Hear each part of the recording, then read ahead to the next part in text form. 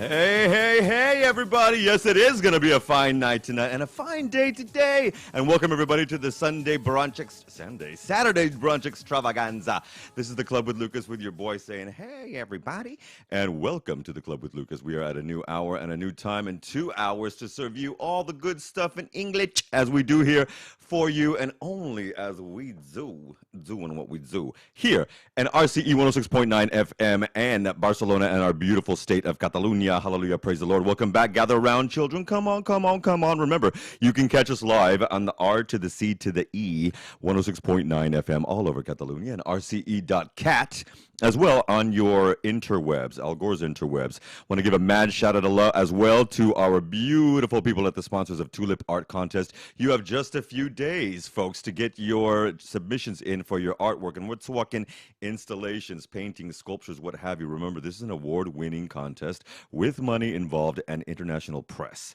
So we definitely want you to get this. In fact, we've had so many of the wonderful winners from the last year over this year. And we're going to be presenting so much more throughout the months of October and November. But also, I am not going to be alone today here in the studio. Like I said, we've got 2 beautiful hours with you. Every Saturday, we're going to be serving up brunch. And most Saturdays, when I have my stuff situated better, we're going to have guava. We're going to have all kinds of stuff here and croissant and lots of things changing in the second hour. But I'm going to be joined in just a second by Senor Lucas Herrera, who is a wonderful artist extraordinaire and musician. He's going to be actually helping us a little bit as well with some Blue Mesa live sessions here in the studio today and some jazz because he's got so many wonderful spots coming up as well here in the city. So remember, you're going to have to stay tuned for that. You can also follow us and follow the love at the Club with Lucas on Instagram. You can follow us on YouTube as well at RCE 106.9 FM, and you can follow us at TwitX, however the fuck you want to call it. Okay, at the Club W Lucas. We have so much news for you to serve up, as well as the beautiful music and news we're going to learn from our brother Lucas Herrera in just a little bit. So pitter patter, let's get at her. You know how we serve up music always. You know, at the intro, that was 30 years old already. That was Opus 3. Wonderful little dance outfit that came out of England with It's a Fine Day. That song actually served as the opener for FKA Twigs, a wonderful celebration of Vogue and the Fashion Week at London this week. Nobody does it the way that original band did it, but FKA Twigs serving up that was interesting. What we're going to serve you up right now is a new guy called Lewis the Child. He is a DJ. Also out of the UK, featuring a singer who calls herself Absolutely, and this is Stay With Me. Remember, this is a little bit of a morning pick you up, so grab your poison of choice. Maybe it's a Bloody Mary. I don't know. I'm doing coffee. But this is Lewis the Child. We'll be back in 3.5 minutes with news for you in English.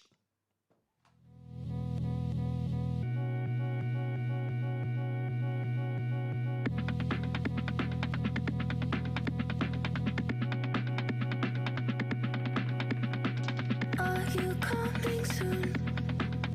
I've been waiting up for you. You seem far away, my man on the moon. You see me reaching for the sky, starry eye, baby eye. See, I've been praying for a sign, you'll be mine this time. Won't you stay?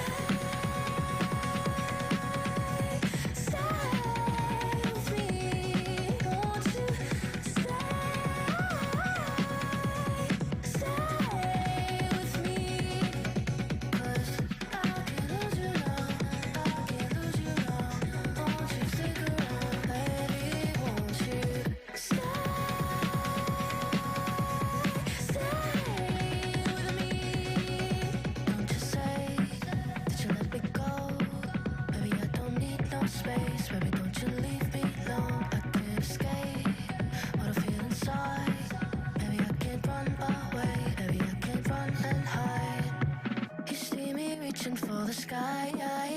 starry-eyed, baby, see, I've been praying for a sign. You'll be mine this time. Won't you stay?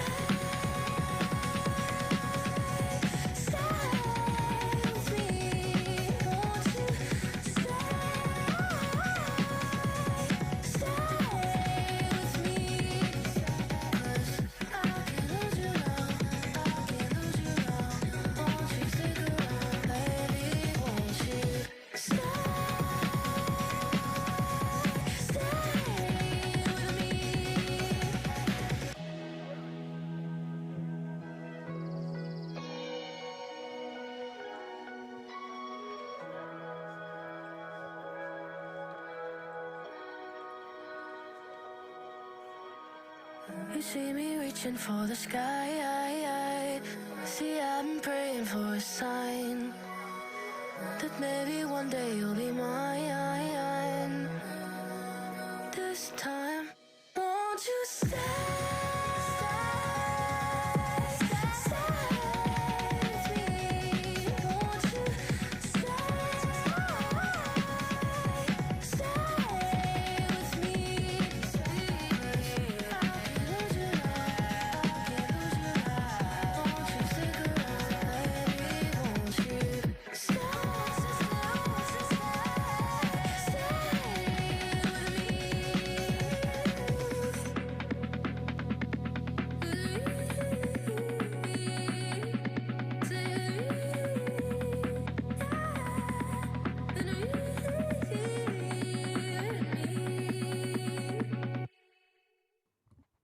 All right. Whoa, whoa, whoa, whoa. That was Louis the Child. And let me make a little correction really quickly. They're not from the UK. They're from Chicago. Okay. They call themselves Future Basers. Now, in the news this morning, what a week we've had, Children of the Corn. You know, we were last together about 10 days ago. So, oh my God, a lot has happened. And yesterday, yet another round of votes was held in Parliament here in Madrid. Not here. There in Madrid. Okay. For the seating, or possible seating anyway, of the new Prime Minister, or not, of Mr. Feijóo. Not, thank God, as it turned out to be. He is obviously the leader of the Spanish PP political party. As earlier in the week it had been estimated and seen he did not have enough votes, and it was already, you know, presuppositioned by journalists all over the world, but certainly here in Catalonia and Spain. It was supposed for his investiture, and that final vote did not happen. And so they repeated, and of course they repeated again, and it came down last night to 172 members, or diputados as they're called here, in favor of his seating, and 177 against, which was actually one more, or one less against him, actually, than it was previously. This also included a member of the Junts pel Cat political party here and from Catalonia who accidentally voted in favor of Feijóo. In the end, they eventually discounted his vote. Thank the maker. Now, these votes will not be taken to the royal chambers for the king to ruminate over. And then commence the next step in trying to create an investiture of a leader for our country. Obviously, in interim, that's going to be the Sanchez administration, as they have been here since 2018 and 2019. It is not known whether the Sanchez administration will continue, but obviously their intent is for them to continue leading the country for the next 4 years. And we'll be updating you constantly about this, because you know how your boy rolls up in here. This is really important. And we'll be doing that, of course, every Saturday from 11 to 1 in our extravaganza of brunch here at the Club with Lucas. Let's continue, shall we? Last time we were together, we were all sitting up at the precipice of a major fiscal drama for the United Kingdom.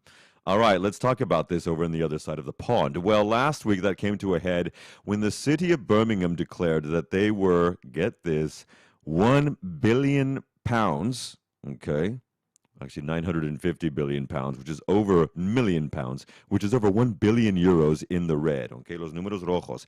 That means that in the accounts of Birmingham, they were 1 billion euros in the red. They have no money. They are completely bankrupt.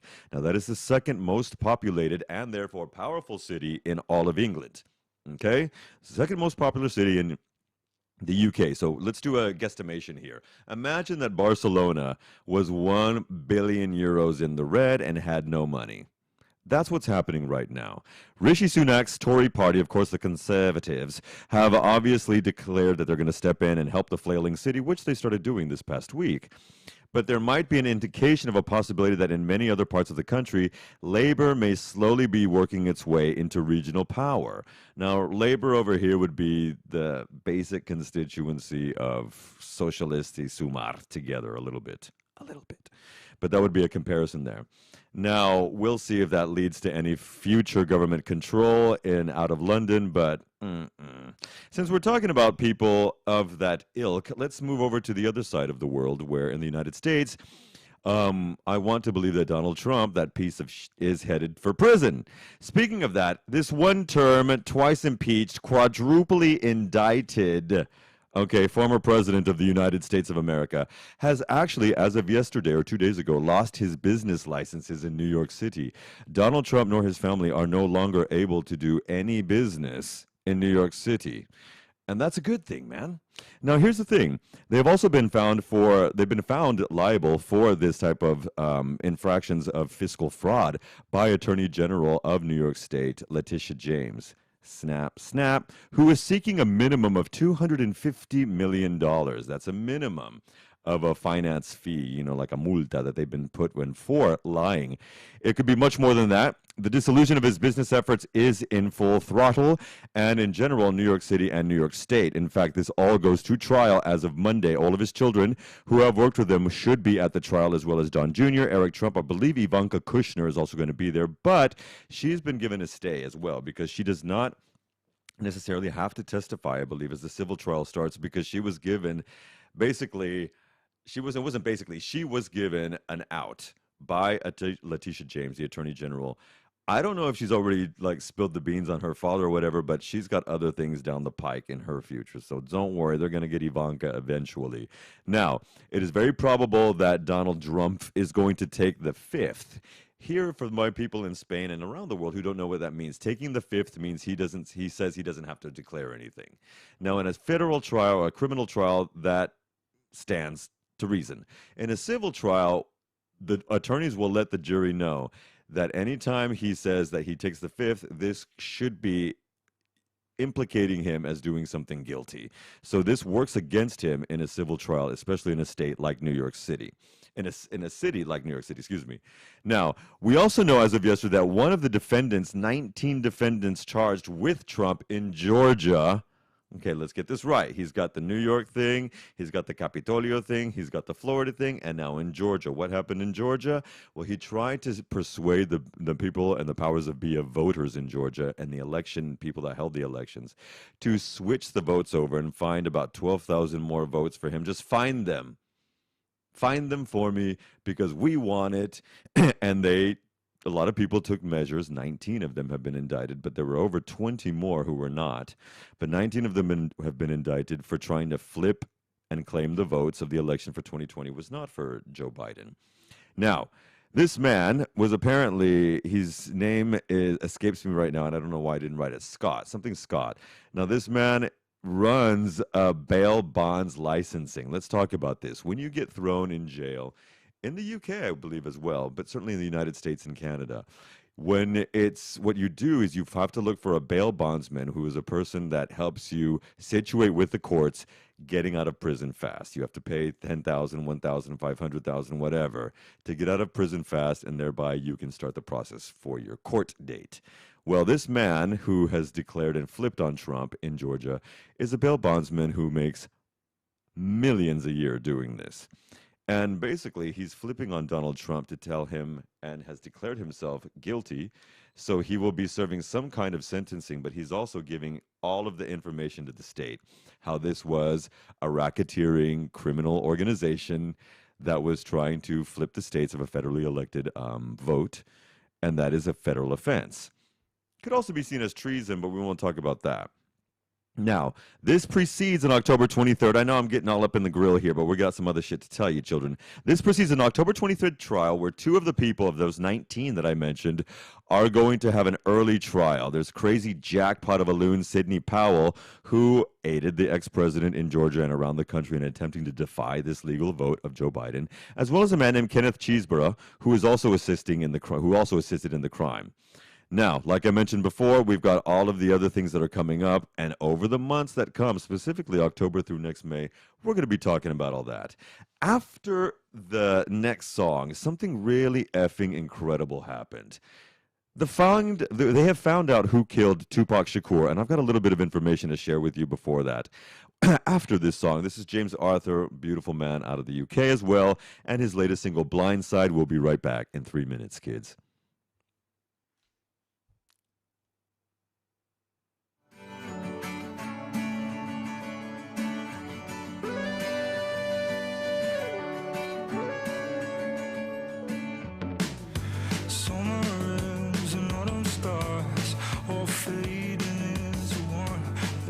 Time left its scars. Never change, oh my God. You were so caught up in your ways. You came from a cautious heart. Like a bolt from the blue.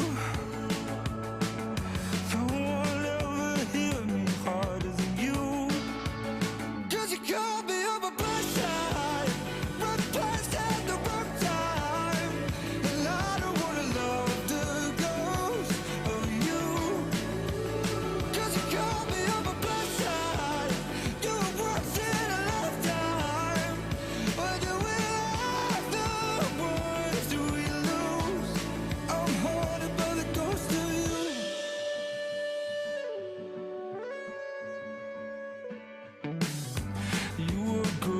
Talking back, so quick to use my past. All the questions you never asked. Maybe we drove it a little too fast. We broke apart at the seams. I just wish that we could go back. Just like a bolt from the blue. No one's ever hit me harder than you. Now it's all residue. You're just a memory. How we got to. 'Cause you called me up a blessing. Right place at the wrong time. And I don't wanna love the ghost of you. 'Cause you called me up a blessing. You were once in a lifetime. But do we have the ones do we lose? I'm haunted by the ghost of you. I'm haunted by the ghost of you.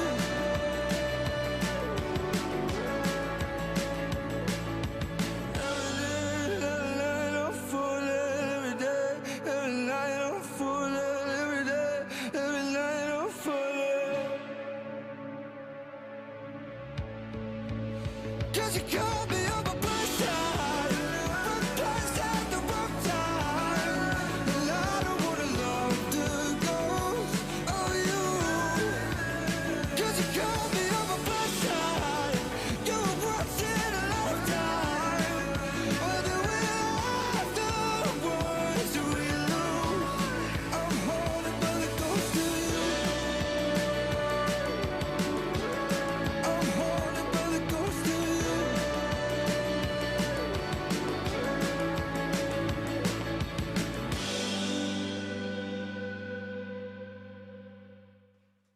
All right, kids, and we are back. And I'm not alone in the studio for just a minute. I can feel the spirit of Mr. Herrera. You've got two Lucas here today, y'all. Shit, you got two Lucas.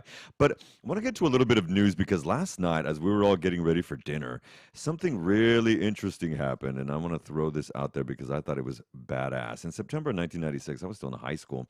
An egregious killing, obviously, a famed rapper, actor, poet, Tupac Shakur shook the nation. Now, at that time, you know, Tupac was up in the charts already. But especially after the death that had already happened with Biggie Smalls, shout out Brooklyn, shout out my people in Brooklyn, because Brooklyn was flooded yesterday. So there's a complete inundation of water in the city. Peace and blessings to my people in Brooklyn. I love you. Now, what happened was Mr. Shakur was a New Yorker, okay? Now, he later got a contract with Death Row Records and moved to Los Angeles, and everyone considered him an LA rapper, and I guess he was, but the motherfucker was from the Bronx. Okay, so let's keep it real. Now, here's what's happening. Over a quarter of a century has passed, and there have been no leads in this case of who killed Tupac Shakur. Now, this was a huge thing when I was a wee lad and in university in the millennium as well.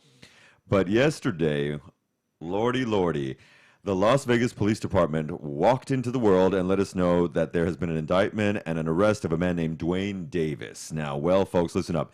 It was an in-home gangland reciprocal murder is what happened, just like it was always in the 80s and 90s. Now, what happened was the people at the Death Row Records, okay, Suge Knight and the boys, they were all leaders and members of a band, of a group that was called the Pyro, let me get this right. Okay, the Pyro South Central Criminal Street Gang. That's what they were called. And they were arch rival enemies of the Crips. Now, I don't know if you know this, but in the Americas, we've got a lot with the Crips, the Bloods, and the Latin Kings. That's all the Americas, from Canada down. So that just happens. You know, gangs are fun. And what happened was they were at the Mike Tyson fight in, I believe it was in Las Vegas, and they saw members of the rival members of the Crypt, and they beat up this one guy, Mr. Anderson, Orlando Anderson, and later on at a party outside of an elevator bay inside MGM, they spotted other people moving to an after party. At that after party is when the Crips retaliated. And there was a total beatdown of the people in Suge Knight's party with Death Row Records, but that is also when Tupac Shakur was killed. So he was killed for beating up a member of a gang, and then later on in the same night, they killed him for that. So after all these years, it was gang bullshit. And it's ridiculous that it's taken 27 years for them to find out he is now, this man, Dwayne Davis, is now much, much older, obviously near 60, and is, well, I guess, spending the rest of his life in police custody. I also want to say it cannot be understated the power that Taylor effing Swift has on people's minds, on the economy itself. The other day, Taylor Swift, and you know we're not a fan up in here of Taylor Swift. I mean, maybe as a person a little bit, but we don't play her music in my show.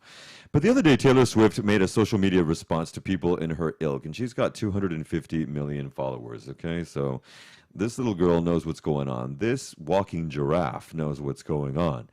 And she made a imploring to her people to go ahead and register to vote in the 2024 elections. It is rumored now that between 12 and 30 million new registering people voted to register after her call for that. We have not seen anything of this prolific size since Madonna in the 90s. And so when Taylor Swift speaks, people actually listen up. Now, we've got so much more to talk about and music to get to, and finally a little bit of audience sponsorship that we also have to do here. But because we don't play any Taylor Swift, I want to throw a little bit of Tupac on just a couple of minutes, and we'll be right back with another sponsor shout out, and then Lucas Herrera in just a moment. Folks, this is Tupac, and Only God Can Judge Me Now. Only God can judge me. That right? Only God, baby. Nobody else. Nobody else. All you other motherfuckers, get out my business. Ready?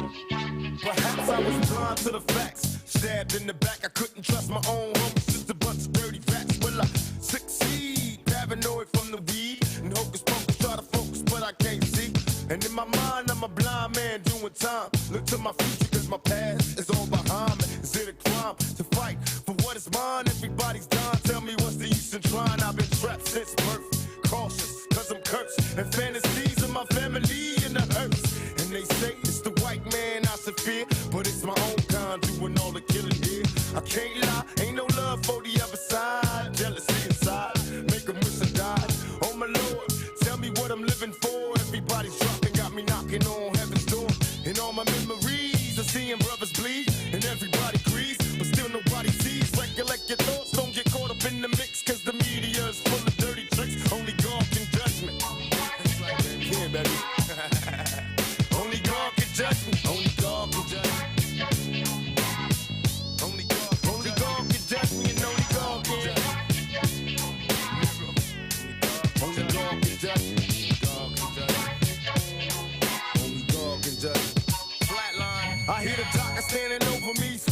can make you got a body full of bullet holes, laying here naked still. I can't breathe, something's evil in my IV. Cause every time I breathe, I think they're killing me.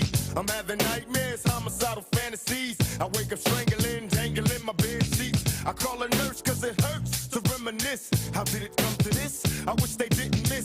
Somebody help me, tell me where to go from here. Cause even thugs cry, but do the Lord care? Trying to remember, but it hurts. I'm walking through the cemetery, talking to the dirt. I'd rather die like a man than live like a coward. There's a ghetto up in heaven in this hours. Black power is what we scream as we dream in a paranoid state. And our fate is a lifetime I hate. Dear mama, can you save me? And fuck peace, cause the streets got our babies. We gotta eat, no more hesitation. Each and every black male strapped. And they wonder why we suicidal running round strapped. Mr. Police, please try to see that it's a million motherfuckers dressing just like me. Only God can judge me. Only God can judge me. Only God can judge me. And only God can judge me. Only God can judge me. Only God can judge me. That which does not kill me can only make me stronger. I don't see why everybody feel as though they gotta tell me how to live my life. You know? Let me live, baby. Let me live. Pac, I feel ya. Keep serving it on the realer. For instance, say a player hating Marcus out to kill you. Would you be wrong for bucking a nigga to the pavement? He gon' get me first if I don't get him. Fool start praying. Ain't no such thing as self-defense in the court of laws of judges. When we get to where we're going, we're in the cross. That's real. Got him, licked him, crept the fuck up on him. Sold a $500,000 tapes. Now everybody want him. After talking behind my back like a bitch would. Telling them niggas you could fade us. Punk, I wish you would. It be them same motherfuckers in your face that'll rush up in your place to get your safe. Knowing you on that paper chase, grass, glass, big screen and leather couches. My new shit is Yeah, folks. And you know what? We're going to give you a little bit of love to our people. You know, kiddos, our sponsors, and you keep seeing them phone up here, the Tulip International Art Contest right here in Barcelona. In fact, they are based out of the studio of Tulip Art Gallery in Eixample. That can be found at Carrer de Ausiàs Marc, number 14. And you, my people, have to know that they apply the rules of all the arts, except AI. And all the arts are celebrated. And the Tulip Art Contest is a now annual international competition, money-winning competition for artists open to anyone of any age and any country around the world. All kinds of artwork, as I just mentioned, is allowed into this art contest, from drawings, paintings, sculptures, photographs, NFTs, everything, including installation art, except artificial intelligence. We ain't messing with that. The contest has been designed to empower and project the artists worldwide, giving them visibility and recognition internationally. Now listen up, because you've only got a couple more days anyway, and you too will have this opportunity for this winning, for these cash prizes, and for the publicity that they give internationally. You can have your artwork exhibited as well in Mrs. Tulip Art Gallery right here in the beautiful city of Barcelona. Our independent jury will then be announcing the selection of these finalists in the weeks to come, and you too can participate in this.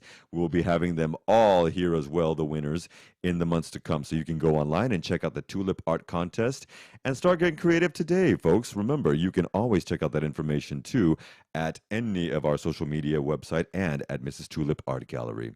One more song, a little bit of love from Earth Eater, Pure Smile Snake Venom when we come back. Musician Lucas Herrera is here. We're going to have a lot to talk about, but also we're going to smooth it out with some jazz. And Lord knows we need that on a little bit of Sunday. I hope you're still getting your groove on. Get your poison, children. This is Earth Eater with Pure Smile Snake Venom.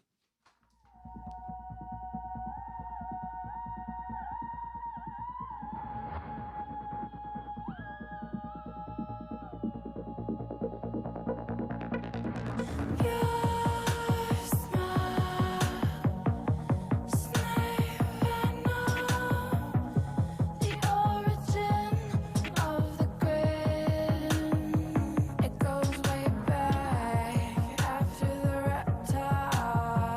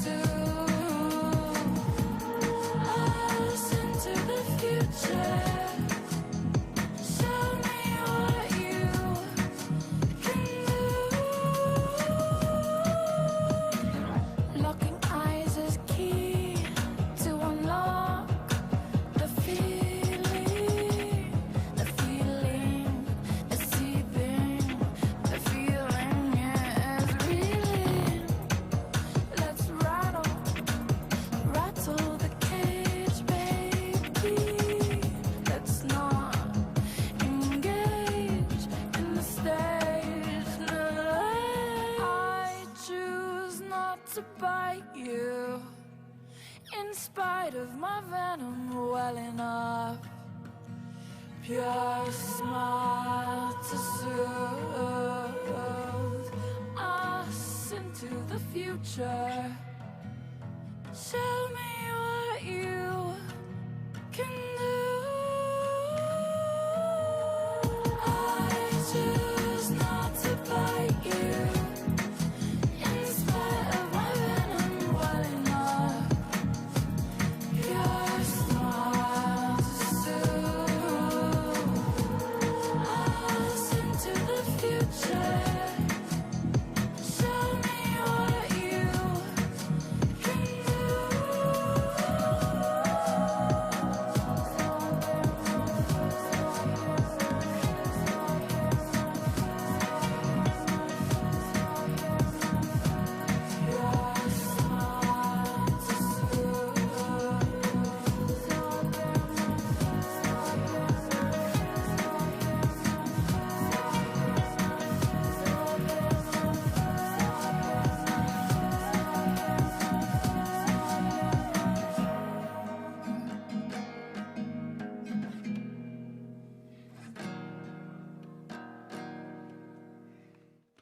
All right, folks. Music, music, music. And today we're serving up some love here, and I am not alone. Thank you, Senor Lucas Herrera, for joining us here on the club and our brunch extravaganza, sir. And you can see him right here. For those of you who are watching us on their YouTube with your eye holes, thank you for being here, Jefe. Hola, Muchísimas Lucas. gracias, güey. Hello, Mira, Lucas. we might be doing a little bit of Spanglish today, folks, because I want my brother to feel as comfortable as he needs to be, okay? But the beauty of Lucas Herrera's music, whether he's doing it solo, the trio, the duo, however, is that he plays all over the city.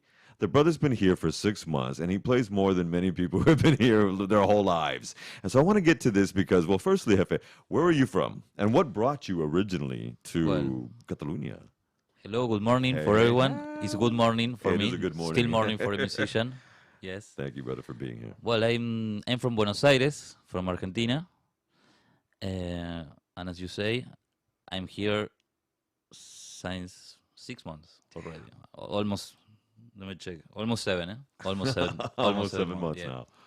What brought you Um, here? Why Barcelona? Well, it's a beautiful story. I was working on board cruise ships, and there I met a drummer.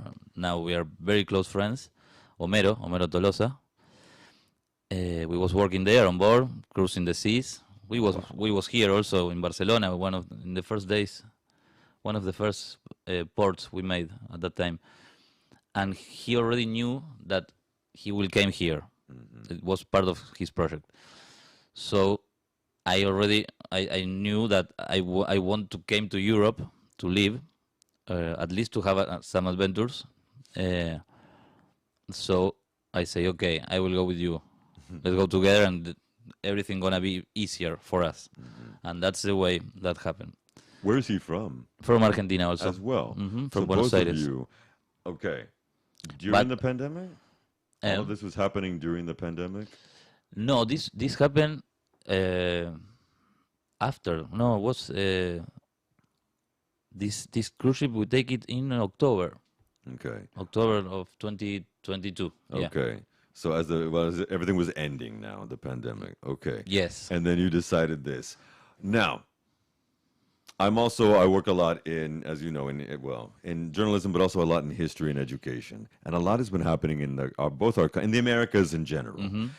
In your country, there's been a lot of drama, specifically economically, with this Yeah. 160% inflation. Was that part of the impetus to want to come to Europe as well? No, No. not really. Okay. Not really. It's more like a personal thing. Amen. Um, Hell yeah. the thing is, I was doing also cruise ship before the pandemic. I was working. My first contract on board was before the pandemics. So when I feel like I leave Argentina at that time, Okay. and I was very good work with the job. I have a lot of job there. So it wasn't about the job or like an economic. Situation. Yeah. It's because I want to have new experiences and And you can And do that in the travel. high. Mijo, jefe, I have a question. When you're on the high seas, I've done it one time, man. How do you acclimate? Do you take Well, lots of? no, I don't know, that it's pill? funny because if I take a carrousel, Ay, Madonna, es que no puc. I can't. I can't. Okay. I can't. I get just dizzy, like, oh my god. But when I was I was afraid of because of that, because also I cannot read the phone in a car. I'm like an old man. Wow. But Really? when I go to the sea, it was perfect. Wow. So you I have never motion ta- sickness on land. Yeah, I But not never on take a sea. pill, and we have very dizzy days. Okay. The sea was crazy many days. It's a crazy adventure. But like you said, it's consistent work too when you're on the high seas and the cruises as well. Yeah, you And have to play. Well, lots of food. Yeah, a lot of food, a lot of music. Oh Also, my we have to God. play a lot. Yeah, that's the beauty of it. Now let's talk about some of this too, because music, the basis of we've been gone for some 7 weeks from the show, so we have all this extra music we've been trying to catch up with. Your music is very based in a lot of what is considered jazz and blues. Yes. What led you, especially coming from Argentina, where there is a lot of jazz in Argentina, a lot of history of that? What led you to that? Was it just because everyone in the family loved jazz, or what was Well, it specifically? The music came like from my mother's side Mm-hmm. because she studied piano when she was a child, Whoa. and the piano was at home. Okay, so you had the piano at home. Yeah. Okay. But of course, it was with some portraits over the piano. Of Jesus. The piano was there. Nobody was touching the piano. And one day I say like I want to practice. The teacher came and he was a blues teacher, a blues pianist. So I started with him, and I have my godfather. He already died. He was like a very fanatic of music, especially of blues and jazz. But he have everything. How old were you, if I may ask, at that time? At that time, I was like 11, something like that. Okay. 11, 12. And he started to bring me albums. Muddy Waters, Lester Young, Oscar Peterson, like that. One by week, something like that. So I started to listen that music because of him.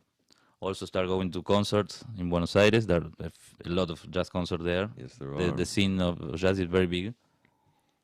Well, quick question, Jefe. I'm sorry to interrupt you, but knowing the jazz scene as we're two big Spanish-speaking countries and cities, do you see a bigger jazz scene sometimes in Buenos Aires in comparison to Barcelona, which is a smaller city? Actually, Yeah, a the smaller thing city. is difficult to compare because Buenos Aires is much bigger. Yeah, man. Much bigger. But yes, I can see there are more clubs in Buenos Aires to play than here. And also in Barcelona, there are not a lot of places to play jazz music, properly places. And also the Milano is closing now, the best club here. Can I ask you, how do you feel about that, sir? As a musician, as someone who makes your living and quite well from this, you see that there are fewer spots, and now we see. I mean, the Milano is decades of history in the Sí. city, Yes. more than just decades, and it's going now. What does that say to you? What does that signify to you, especially as a working artist? Well, I really don't know already yet about the situation here. I'm new, so Okay. it's like I'm expecting, like I'm watching. Of course, the musicians will survive. We survive every day. The hustle, right? Yes, we survive. Doesn't matter what happened. Amen. But so I don't know. It's a pity because I really want to play in that place. Yeah. With a lot of history, and it's very beautiful with good piano. Well, it sounds very good. So I don't know. Where are Let's see some of what the happens. places you play normally? Normally, we was playing well. We play in Café Rock and Roll. We was playing, having some shows there. Velvet Room also. Club favorite. Yeah. Shout out. Well, I will play on Wednesday if you want to come. Next Wednesday. Next Wednesday. And are you playing tonight as well? Yeah, I play tonight as well at Mercantic in Sant Cugat. Beautiful. Yeah, It's man. gonna be like a special night, like Mercantic at night. Will you be doing this regularly? I hope. Mm-hmm. I hope. Yes, this is the first one, and maybe I will have some another shows like Sunday Yeah. morning there in the library, the beautiful library there, El Siglo. Well, one of the beauties of jazz too is that you can bring that art, because jazz is an art, to anywhere in this. Do you travel around Spain as well right now, or Iberia, playing? Would you have more of an effort or a desire to play in other cities around Iberia? Of course. Yeah. Yeah, we are with the Soulful Trio. That band you already saw. Oh, brilliant, beautiful, man. beautiful group. An organ trio we have is with this drummer Homero Tolosa and Pablo Sanchez, guitar player. We had a tour in Galicia. Yeah. A small tour was beautiful. That's what we want to do. Okay, more often. Yes, exactly. Hell yeah, man. Well, let's talk. Let's talk. I'm wondering, we have a whole setup over here in my Children of the Corn today, because right next to me is the longest keyboard brought by hand that I've ever seen in my life. I'm not even kidding. And Mr. Herrera has come here to grace us with a little bit of music. Jefe, do you mind if we switched over to a little bit of live music and then switch back over to an interview in a minute? Okay, folks. So what we're going to do in just a second, I'm going to get myself out of the way so the king of jazz right here for us in Barcelona can play a little bit. What are you feeling? What are you feeling like playing, sir? Well, of course, I want to play music of my own. Hell yeah. Yeah, this is a song that I already recorded in an album. This is my second album, and I had recorded a few weeks ago. Really? With my group here, so it's not ready. We have a video, we made video, music, everything. So in a few weeks It's going to be ready. And now I'm going to play for you. It's Green Lane Walk is the name. This is a Club with Lucas exclusive. Lucas Herrera, let's take it away. Let's see what happens, because it's very early for a musician. Eh?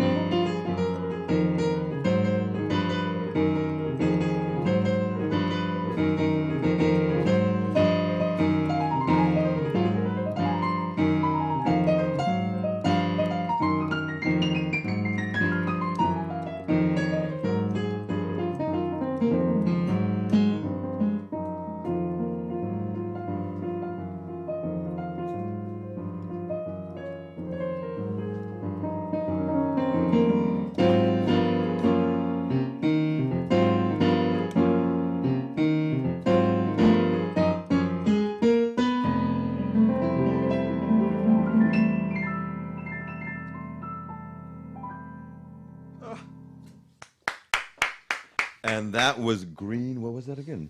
Green Lane Walk. Green Lane Walk, right here with Lucas Herrera on RCE Studios 106.9 FM and at the Club with Lucas. Now, we've got a little bit more to get to, and I'm wondering if we can do the interview with you there, right? Okay. I think we yeah. can just position that over there just a bit. In fact, Can you listen me? oh, Frank, we can do that, sir. We can hear him. Yes, we can. In fact, let me just turn around a little bit and ask you, what are some of your muses? Do you have a muse when you're dealing with, like, if there are things that inspire the crap out of you? Are there specific people and artists besides, like you mentioned, Muddy Waters earlier, Lester Young? Are there others that have pushed you? There's a lot of musicians and music. Yes, it's very Lord. difficult to choose one, only one, because I also like different kind of music. Such as, out of curiosity. For example, I start listening music from Argentina, like the Spanish rock from Argentina. That is very melancholic. It's not like rock and roll. It's like melancholic music. Charlie Garcia, Fito Páez, are the first musician I listen. And then, well, if I have to choose pianists, I have to say, of course, Oscar Peterson. He's the number one.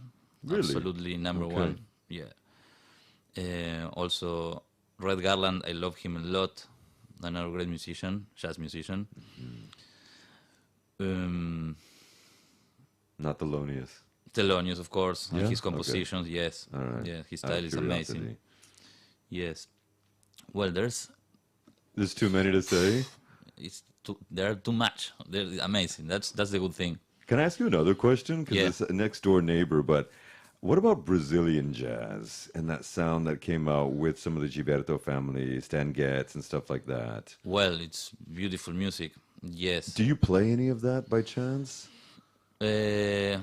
Yeah, sometimes I play more like Tom Jovin's music. That is, it's like the music from Brazil that became like international. But there's also a lot of musicians. Another great pianist, Egberto Gismonti.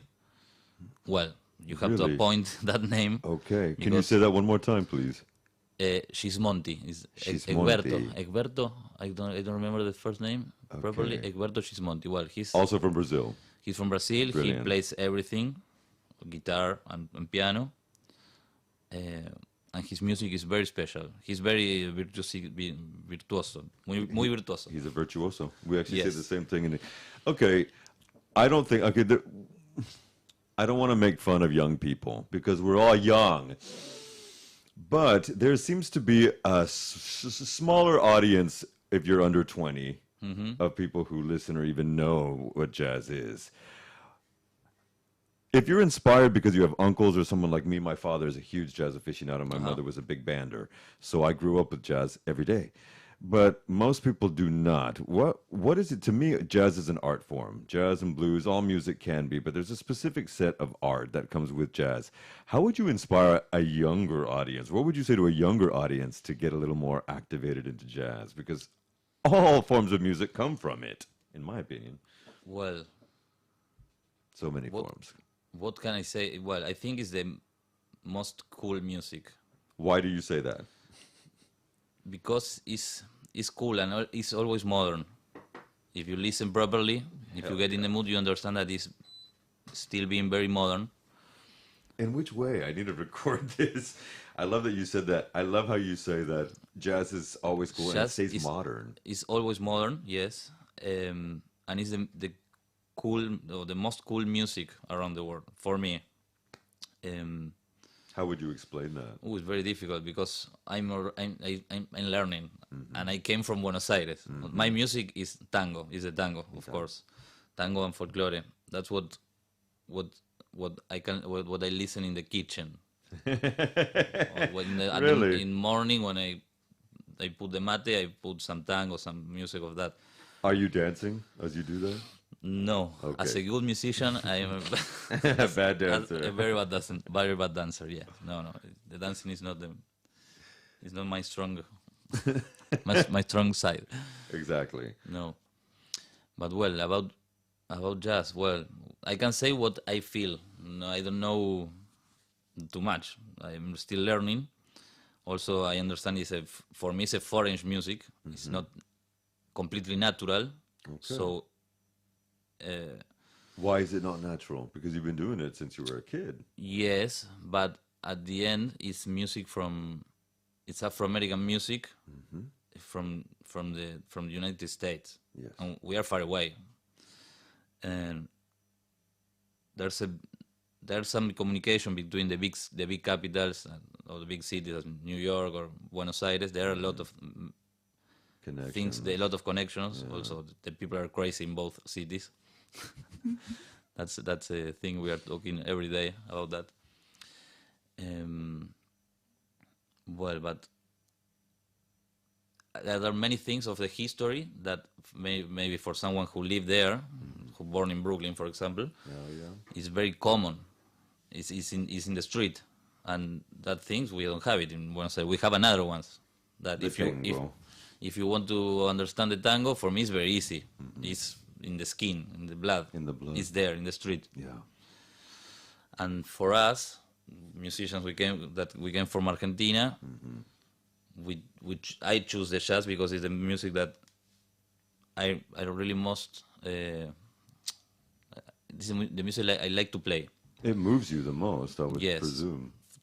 Because of the improvisation, because of what happened with create in the moment with your friends or your colleagues in that moment.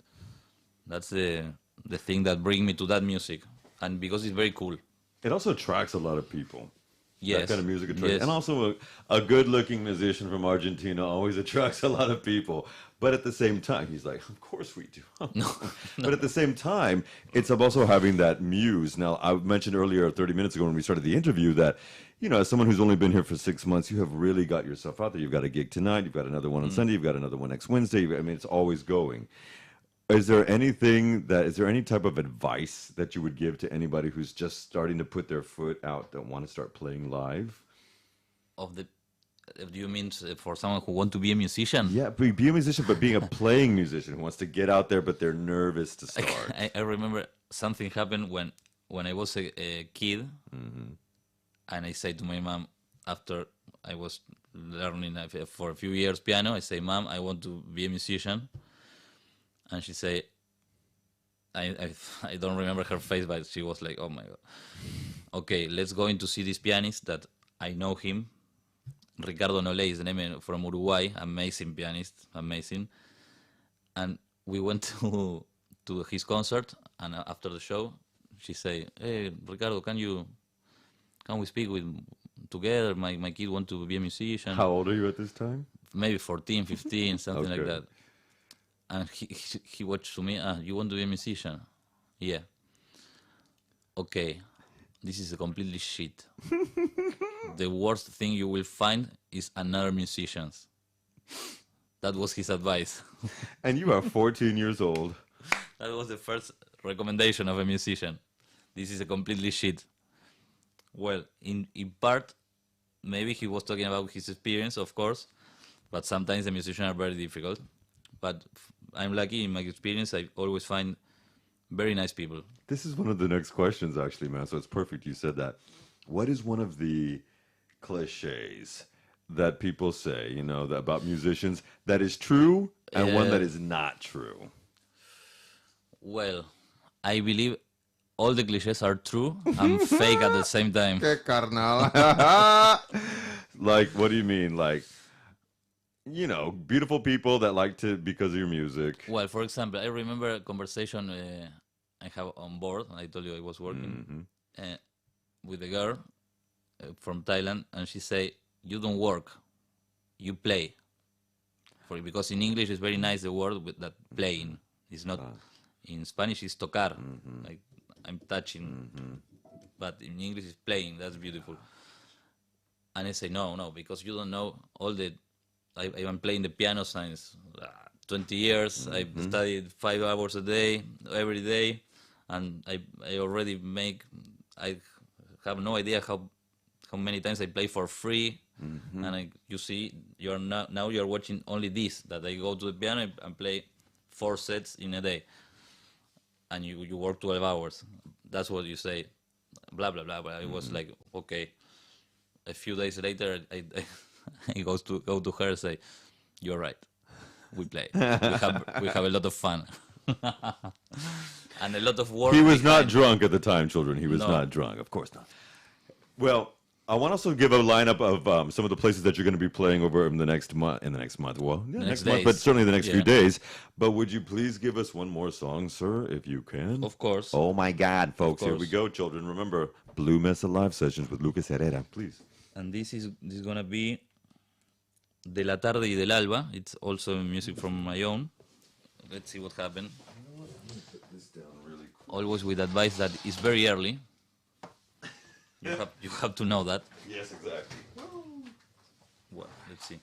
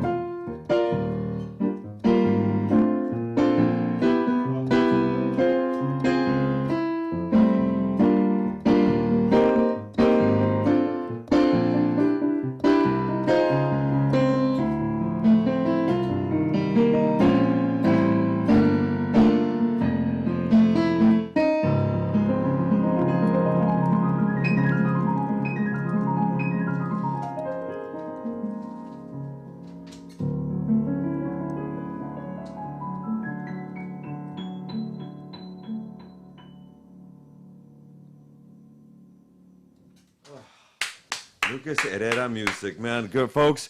No. No, no, no, no. This is when the spirit flows, and I had a feeling that the spirit would flow, and it's flowing right here in the studio at RCE 106.9 with the beautiful music of Lucas Herrera Fernandez. You can find Lucas Herrera Trio. Where are you playing this week? Please tell the Well, good this- people where we're this going to be week- promoting all week, folks. I have. Well, Yes. I have to read it. We have to read it, and we got to get it for you, folks. But we're Already- going to be promoting already at this this age. all week long with little video snippets and links to where you can follow for him on social media as well. So remember, you can find that music as well as Lucas Herrera music on Spotify, I believe, as well. Exactly. Correct? Lucas Herrera Fernandez. you have- Fernandez. Don't forget the Fernandez folks, as well as Lucas Herrera music on Instagram. But where are you playing this week, Jefe? Please. Well, this week tonight at Mercantic in San Mercantic Cugat and San Cugat. from 7 till 10, I believe. Gonna be piano solo there, Hmm. like 3 hours of piano solo. Like the beautifulness that you've given us today. Yes. Thank you so much. Like man. that. Well, my thank you, God. thank you. And tomorrow in Sabadell, in Plaza del Gas, we are going to play in a quintet. Sabadell, yes.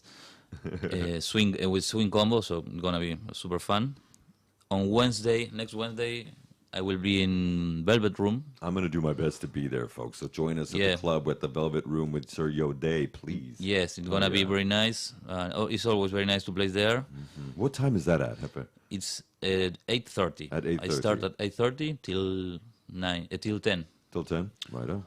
Yeah, also play also piano solo. And there I play jazz standards, bossa nova, Oh, so you do play bossa nova? yeah, Oh, maybe some tango. I will play that at that time. Let's see.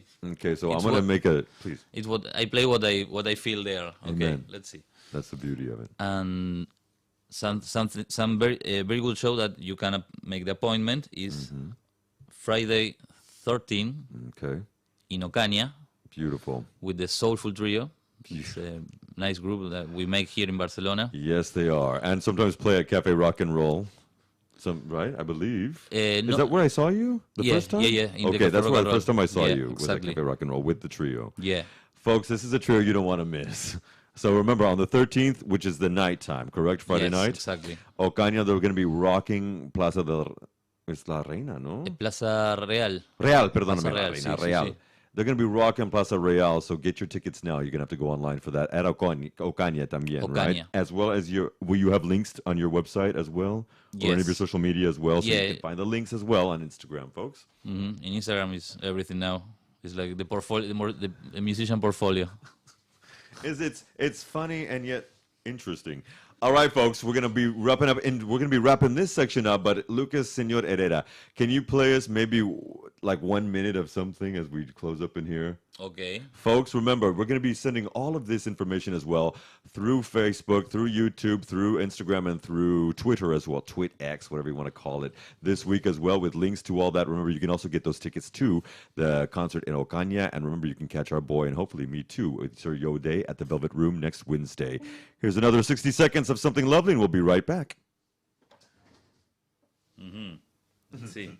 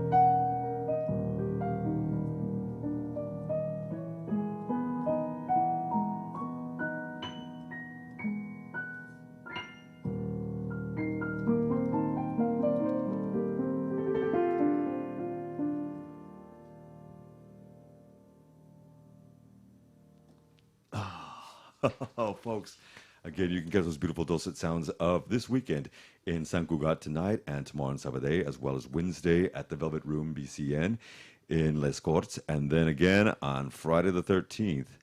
Friday the 13th? Yeah. I love it.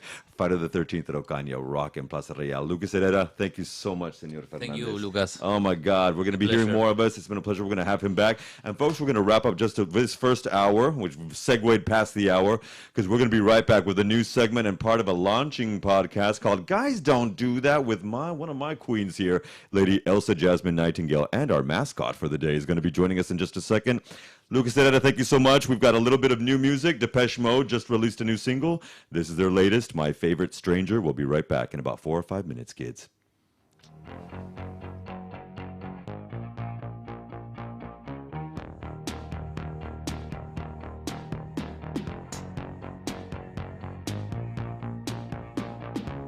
Some perfect stranger sneaks on tiptoes, steals my shadow, and goes where I go.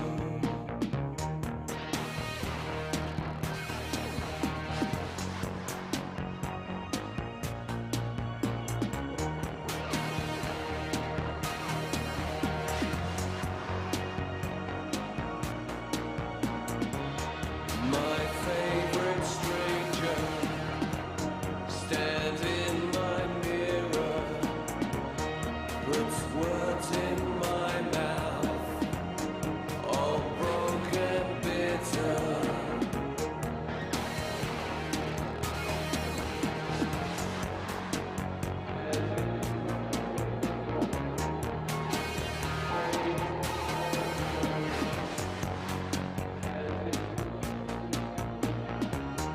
Some perfect stranger, my imitation,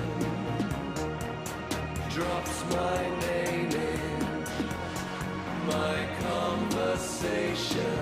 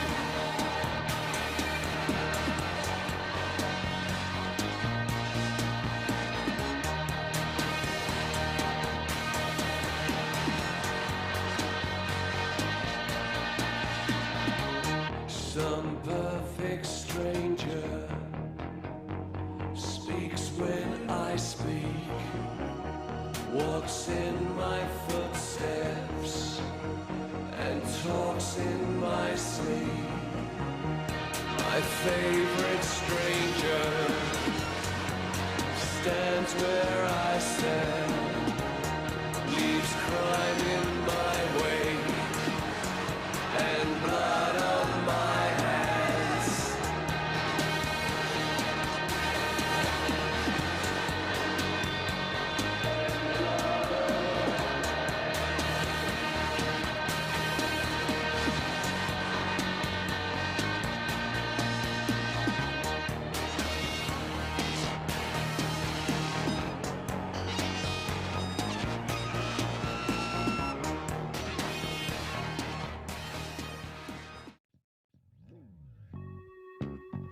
Only God can judge me. That right?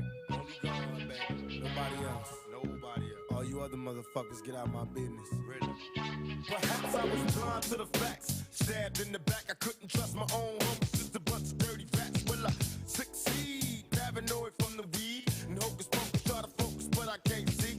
And in my mind, I'm a blind man doing time. Look to my future, cause my past is all behind me. Is it a crime to fight for what is mine? Everybody's dying. Tell me what's the use in trying? I've been trapped and fantasies of my family in the hearse.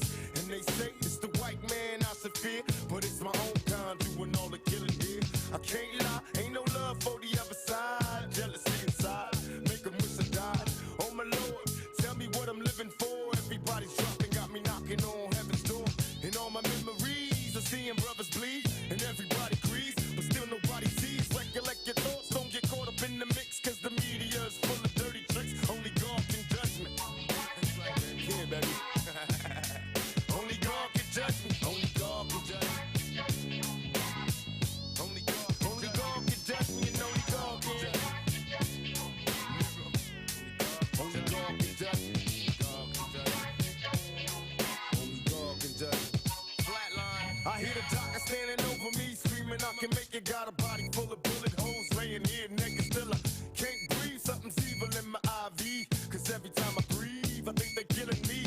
I'm having nightmares, homicidal fantasies. I wake up strangling, dangling my bed sheets. I call a nurse cause it hurts to reminisce. How did it come to this? I wish they didn't miss.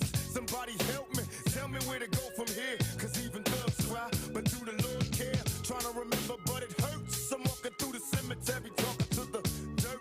I'd rather die like a man than live like a coward. There's a ghetto up in heaven. Hey, hey, hey, hey! Welcome back for hour two, or at least the last 45 minutes of hour two with the Club with Lucas, but I am not alone today. Again, I want to give another mad shout out to Lucas Herrera Music, and we are back after a couple of tracks. And my queen, one of my queens in the city, Lady Elsa Jasmine Nightingale, she's a triple threat, everybody. She's joining me here today on the club, but this is not the club now because we're segueing into Guys Don't Do That. Guys don't do De that. que estén parlando. We want to welcome everybody again, okay, back into the show and to hour two, because I have a question for everybody. And sister, I need you to help me out here. Are you sick of gender norms? I am sick of gender norms. On this show, and this is what we're going to be doing with part two. We're going to be, Lucas is going to be having his queens and some of his kings joining us here. And what we're launching right now today, and in some weeks, we're going to be talking about this more and more. We want to talk about what masculinity means to us, especially in a world where we're doing our best, actually, to be more inclusive, to be more diversive, to be more together. Now, we're not going to sing The Parent Trap and togetherness, but when we talk about these things, we have a lot of things that we can debate on this. Now, going back to the question, why are we a little fins de aquí with gender norms, Lady Elsa? I just think it's gender norms, they're steeped in history, they're steeped in patriarchy, they're steeped in white supremacy, and ultimately they don't serve anyone. I think that's what including the men, even though they think they do sometimes. Exactly. Okay. I think that's what you and I have been discussing a lot, right? Is there's often, as an intersectional feminist myself, I Amen. often Shout think out. about intersectional women's rights, and yet actually we don't often talk about how the patriarchy and patriarchal structures and expectations of what it means to be a man just utterly fuck us all. Well, can I ask you a question? Before we dive into more of the men situation here, intersectional feminism kept coming up on Al Gore's interwebs last week because Olivia Rodrigo, the singer, keeps talking about it. Whereas other people, Taylor Swift, do not.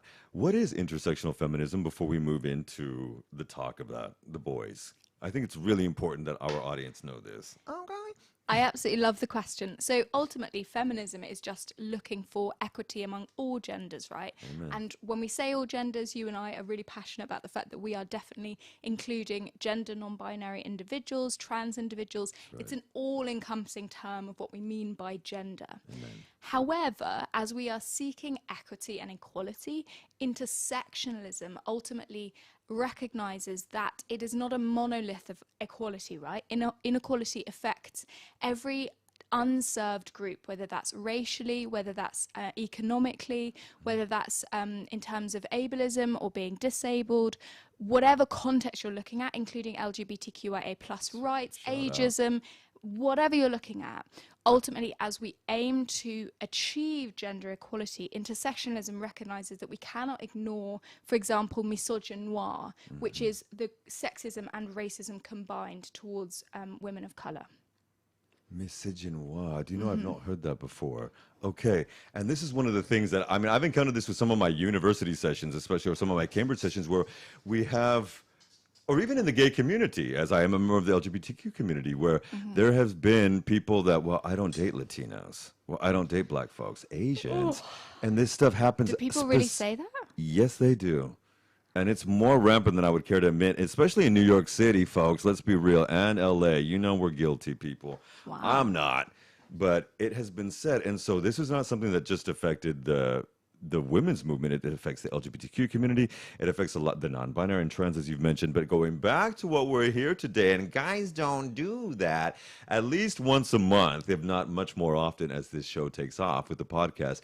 Lady Elsa and I are going to be bringing you people that we know, people that we don't know, probably Instagram people as well, to talk about some of the things that start to differentiate what guys do and what guys don't do, why we want to break down gender norms or stereotypes that we all have. Because as Lindsey Buckingham of Fleetwood Mac once said, not everybody can just be fit into, not anybody can be fit into a specific set of labels.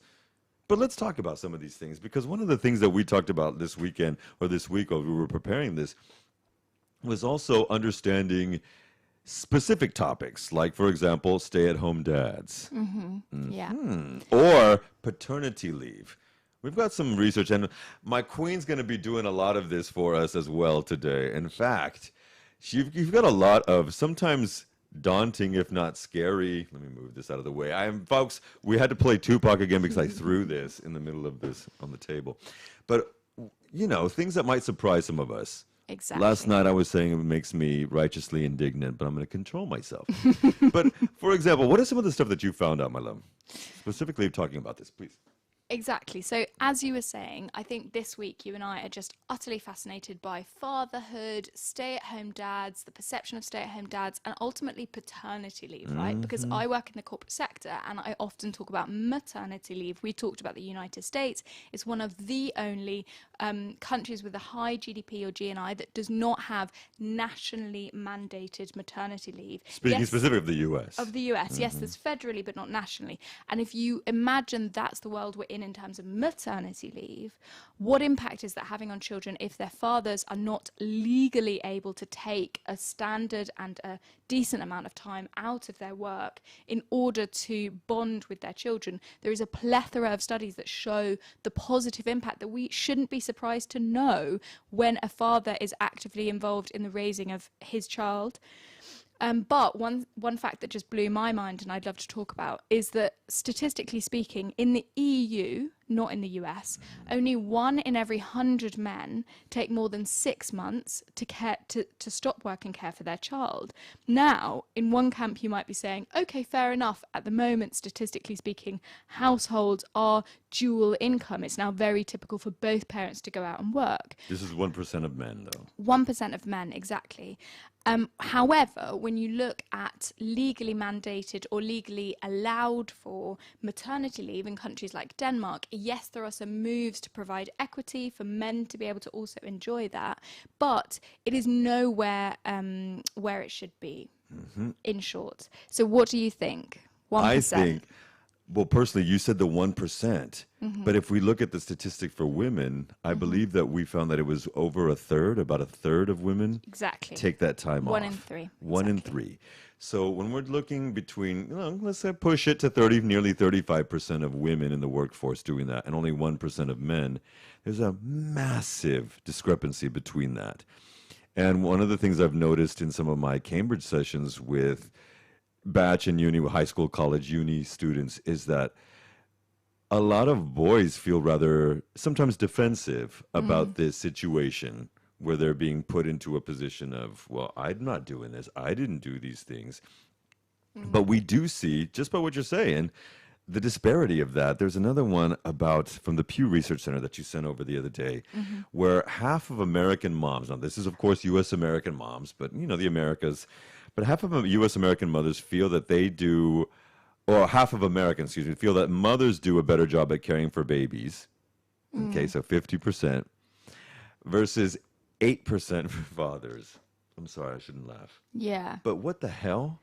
It's pretty heartbreaking, right? I mean, look, I'm a practical person. I think we're both practical people. There are certain activities that currently, biologically speaking, physiologically speaking, only a certain subset of human beings, let's be really inclusive here, can provide to a child in their most important early months. True that. But let's not be really reductive here and suggest that being a vehicle for milk is the only role of a mother or parent in the short term when children are really young, right? So I also wanted Vehicle for milk. I love that one. That's a great way to say it. I also wanted to pick up on some research that I found the other day, which I thought was wonderful. So we often talk about hormones that women experience or people who are carrying children experience when they are pregnant and post-natal. However, this research actually showed that fathers, much like mothers, encounter transformative changes to their hormones and neural networks when they enter parenthood. Fathers do. Fathers do. Changes that seem to help them become more nurturing and more empathetic. So don't we want this transformation to be possible for every gender? Everybody. Right? Exactly. So, okay, so this is a recent study as well, right? So this indicates to me, because one of my big things I'm always bitching at my uni students is I want you boys, I focus on the boys, to read, please. I need you guys to read a little bit more than your compatriot sisters. Because there was a study that came out of, I believe it was Oxford and Harvard done together just a few years ago before the pandemic, that says people that read have the highest levels of empathy in just a natural state. The more you read, specifically starting when you're younger, and you continue reading, it just builds empathy because in your mind, you're consistently creating new neural pathways of learning about different things. And so through reading and through having children, well, at least with men, that does build a little more of the equity and the parity. The one thing that I'm going to throw in here is as of literally this... I need to not say literally because someone's been joking to me how U.S. Americans say that too much, and it's true. But 3 or 4 weeks ago in August, the latest statistic came out. Now, this is a years-long study that was done after the pandemic because they wanted to see. But in Spain, the average age to leave your home now in Spain and Catalonia, as we talked about with my brother earlier, is 31. It's nearly 33 and 34 in Italy and Greece. And so... if we're talking about this equity parity and specifically with empathy and understanding, wait until they're well into their 30s to get that, to start watering and flourishing the empathy gene. Does that still leave a little bit of, we're still kind of left out in the mix a little bit, men, in regards to nurturing and watering that empathy gene? I'm just throwing this out there because I'm thinking, my God, I was out at 17, 31. I told my father on the drive, wouldn't you have loved to have Matthew and me for 14 more years? He was like, no, mijito. What was your life like with Dad? What was your nurturing? Because I think, if we're talking about men, usually our first example is our daddies. What was your daddy like? Out of curiosity. So I never miss an opportunity to talk about my father. You know that. You've met him. We all love him. Before I do, I just want to touch on something that you said about leaving home. So I think when we talk about maternity leave, paternity leave, stay-at-home dads, fatherhood, motherhood, parenthood, etc., I think often what we are negating to discuss is the economic availability of those opportunities to people, right? So when we talk about leaving home later, what I often think of is that economically speaking now, whether it comes to buying at home, financial security, investment, financially speaking, younger generations, they have a lot pitted against them that older generations weren't free from entirely, but it was a different ball game, right? So if you want this freedom to be able to, I don't know, start a family, have independence, water plants, figuratively or literally, I think there's also a lot about the financial aspect and privilege to play. In the other respect, when you ask me about my father, I think you're right. For the lucky of us to grow up with a father figure, it doesn't have to be an actual father or parent, I think that has a huge impact on your perception of masculinity and manhood. And for me, in some respects, my family bucked gender norms. My father, for example, does almost all of the cooking in our household, and it is wonderful, wonderful. But nonetheless, when you look at working, for example, my mum stayed home as long as she could, I think 3 or 4 years. My dad was working. And, I'm absolutely not here to be pejorative. I'm not here to say the man should stay at home, the woman should work, vice versa. But what I would like to see as we push for gender equality, which is how you first started this, is it's not about pushing or allowing for more women to enter the workforce after having had a child. It's not just that.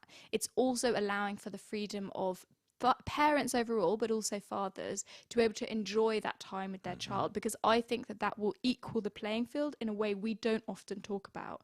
And the final point I'll make is, statistically speaking, when we talk about gender equality, at least in the corporate sector, it's not on par in terms of pay and promotions, but you aren't as far off in the early 20s. It's actually when you become of childbearing and child-rearing age that you start to see this huge disparity between, again, we're being very binary here, men and women. There's a lot of lovely individuals that fall in between those categories. But you start to see these huge disparities spike. And so I think the reason I'm here ranting so much about paternity leave is that I would like not to have to allow for a situation where you have to look at who's earning more, who's earning less, and be very strategic in parenthood. I think you should be able to enjoy the freedoms of, enjoying your child when they're young. Amen to that. And I think, like you said, those of us who were lucky to have that, my father was always, he was the one at our events, at our plays, at our sporting events, or whatever, our honor rolls, certificate stuff, more than my mother, who was, my mother was a workaholic, but so was my father. They all ran businesses.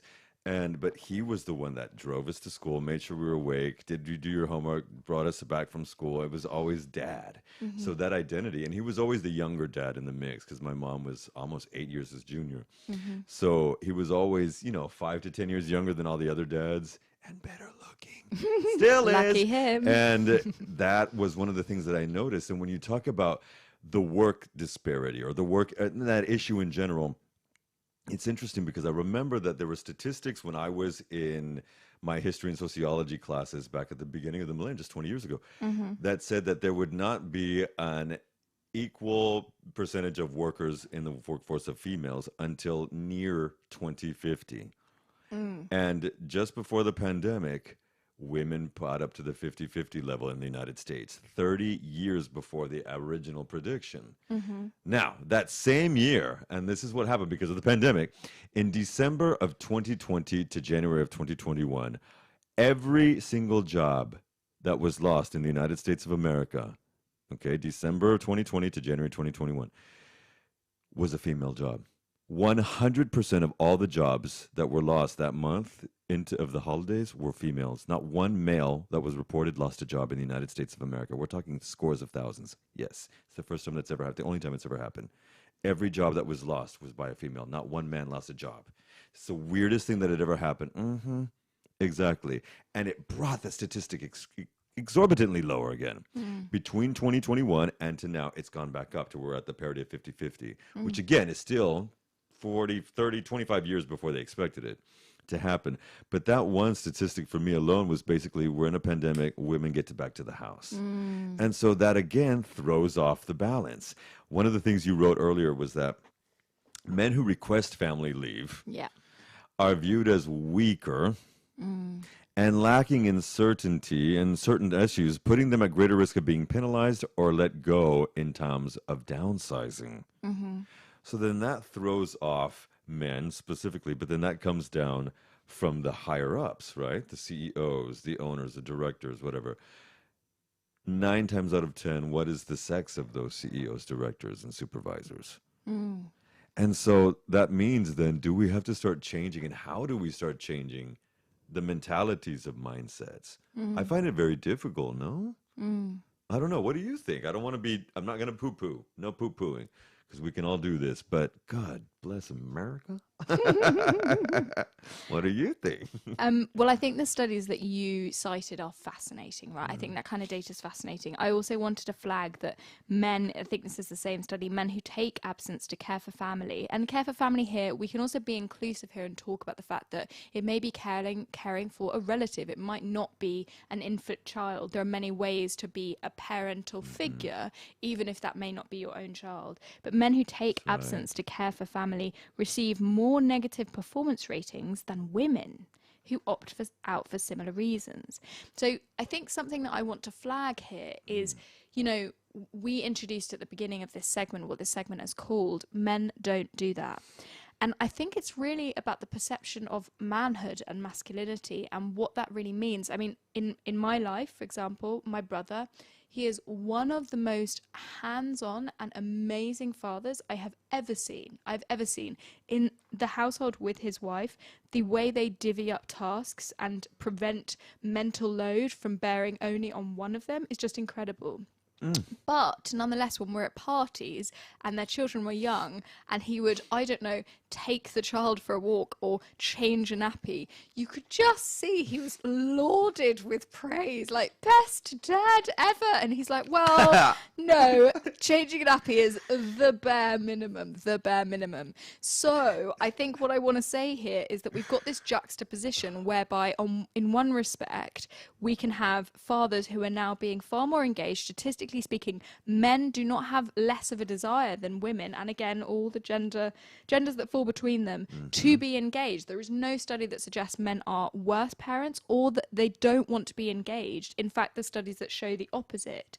But if there's still a perception within the workplace that taking the time needed is unacceptable, at least in terms of remuneration or in terms of performance ratings, we have to question the roles that exist in the first place, right? Hell yeah.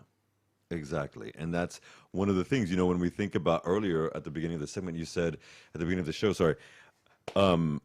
that only federally in the country I was born in is that mandated. And that was only happened in the last 2 years where President Grandpa Joe Biden just said, hands down, I want this for everybody. Then they tried to pass that through the House and the Senate. And of course, the right-wing administration decided, no, we don't want that for everybody. And this is something now many corporations and companies do give that. But when we were speaking, I'm planning on this the other day, you know, it came up that up until recent times anyway, only 2 countries have not provided this in a constitutional or federally mandated way for women to have, or fathers to have, mostly women, let's be real, or people who bear children, to have this time off, this leave off. And those 2 countries that did not permit that were Papua New Guinea, which I have to say that because in the 90s, cannibalism was still permitted there 25 years ago. Okay, so Papua New Guinea and the United States of America. That is where the whole righteous indignation comes in, where my country, which is supposed to be the power, which is the powerhouse, does not look at the opportunity of creating the next generation as a need for parents to have that time off, neither mother nor father. Again, thank you, President Joe Biden, for promoting that for the federal administration, for federal workers. But Lord, if they're going to have that mentality, if you leave, if you're a man, that works against you. Yeah. Doesn't it? I would think. It's so difficult, right? Because I think when we talk about a decision, it's so hard to understand where there's just where there's causality and where there's simply some kind of relationship between 2 variables, right? So it's really hard to say X determines Y and vice versa. I think for me, I always just come back to the notion that it's up to every single individual whether they choose to take time out of the workplace to care for children or to have a caring role or not. If we create the perfect conditions such that everyone has that opportunity and nonetheless it's not taken, we have to ask ourselves 2 questions. We have to ask, is this because there's a preference, in which case I don't believe in over-engineering, or is this because there's societal connotations and expectations? And I would say that the latter is probably more likely. And I guess if I am to pose a question back to you, I'm interested in what, if it, you know, for those of you who are listening, for what we can do in our everyday lives to promote a more inclusive notion of fatherhood and parenthood. And I think a good example, I'll kick things off, a good example is I used to work in schools some time ago, and if both parents come in, there's often a tendency, also in a medical situation, if you're bringing your child in to see a doctor, I think there's often an anecdotal tendency I've read about for the doctor, for the teacher, or the person in a caring position to revert to the mother or the mother figure and to direct information to them, to ask them questions directly and equivalent. And so I think in this context, we should aim, where possible, to include every person in the relationship or in the pairing relationship. Co-parenting should be included there as well. When we are discussing fundamental issues to the children, because otherwise I think there's an expectation that also that mental load, which I'm always ranting about, is then held by the mother, and I don't think that's fair on either or any of the genders involved. No, and it moves away from the equity parity that we're speaking about. When you say some things that could be done, these are things that one of the things I want to mention that's been actually happening already in New York and London, I know specific, for well over a decade, but it's the inclusion of daycare and playground centers in corporate offices, in the basement office, where you actually have something built in where daddy brings the kids, can go see them between a meeting, especially when they're, between 1 and 3, 1 and 4, before they're not necessarily in school. And that aids working parents in a massive way.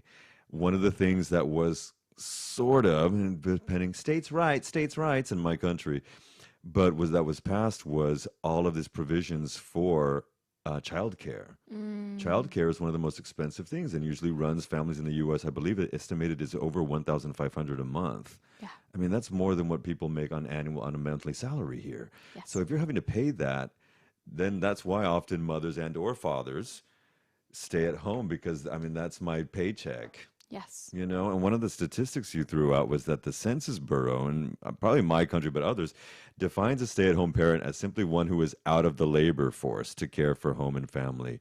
You mentioned earlier, it's not just the kids. Right now, I'm sure we've heard of this sandwich, and if you haven't, listen up, children, the sandwich generations. What is the sandwich generation? Where you have parents, typically these are parents between their 40s and 60s, who have elder parents in their 80s, 90s that they have to take care of, and kids or uni students, in their teens, 20, who they also have to take care of. So the bread is the parents are taken care of and the kids are taken care of, and they're in the middle, working their 40, 50, 60 hours a week, running a house, but having to take care of, an ailing mom or dad and a kid. And that puts that pressure, and unfortunately, modern statistics say the majority of that pressure, by over 80%, is on who? Women.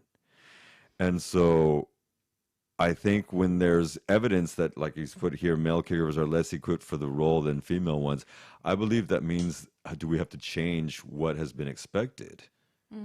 Just as we're changing the expectations of what women are literally, there I go with that bloody word again, that are permitted to do. And we have to think, the Constitution in Spain, 78, 79 was enacted, but in the little villages and pueblos of Darnius and Girona or wherever next to Madura, those rights to women didn't hit till the 80s, well into 81, 80. So just as we have to change concepts and mindsets there, we have to do it on a broad spectrum. So where do we put the tools? We mentioned tools. One of them could be providing these things for parents, the government providing childcare and refuge for fathers and mothers who are working. What other things can be done, though, I wonder, to help and balance this equity parity? So the situation in the United Kingdom is is not different at all. In fact, I'm pretty sure that childcare in the United Kingdom is the most expensive of any European country.